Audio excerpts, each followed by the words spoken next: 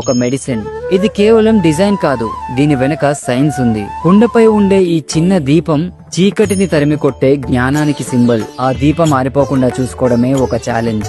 ఈ బోనాన్ని మహిళలే తలపై ఎత్తుకుంటారు, ఎందుకంటే వాళ్లే శక్తికి అసలైన రూపం. వాళ్ళు నడుస్తుంటే సాక్షాత్తు అమ్మవారే నడిచొచ్చినట్లు ఉంటుంది. What a powerful visual. బోనాల ఫెస్టివల్లో మరో మెయిన్ అట్రాక్షన్ ఉంది, అతనే పోతురాజు. ఈయన లేకపోతే పండుగలోకి కిక్కే ఉండదు. పోతురాజు గ్రామ దేవతలైన 7 అక్కా చెల్లెలకు ఏకైక సోదరుడు.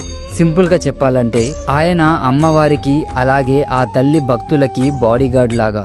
చూడటానికి ఒక వారియర్ లా ఉంటాడు. ఒళ్ళంతా పసుపు, నుదుటపై పెద్ద కుంకుమ బొట్టు, కాళ్లకు గజ్జెలు. ఆయన లుక్కే అదిరిపోతుంది. ఆయన చేతిలో ఎప్పుడూ ఒక కొరడా ఉంటుంది. డప్పు సౌండ్ కు డాన్స్ చేస్తూ తనను తానే కొట్టుకుంటూ గాల్లోకి కొరడాను జులిపిస్తాడు. ఈ విన్యాసాలకు దుష్ట శక్తులు పారిపోతాయని నమ్ముతారు. ఊరేగింపులో పోతురాజు ముందు నడుస్తూ అమ్మవారికి, భక్తులకు ఫుల్ సెక్యూరిటీ ఇస్తాడు. ఆయన ఎనర్జీతోనే జాతరకు అసలైన ఊపు వస్తుంది. పండుగ ఇంకా అయిపోలేదు, మరో 2 క్రేజీ ఈవెంట్స్ ఉన్నాయి, రంగం మరియు ఘట్టం. రంగం ఇది ఒక మైండ్ బ్లోయింగ్ ఈవెంట్. పండుగ మరుసటి రోజు పెళ్లి కాని ఒక యువతి వచ్చి మట్టి కుండపై నిలబడి భవిష్యవాణి చెప్తుంది. ఆమెలో అమ్మవారు ఆవహించి నెక్స్ట్ ఇయర్ వర్షాలు ఎలా ఉంటాయి, రాష్ట్రంలో ఏమవుతుంది అన్ని లైవ్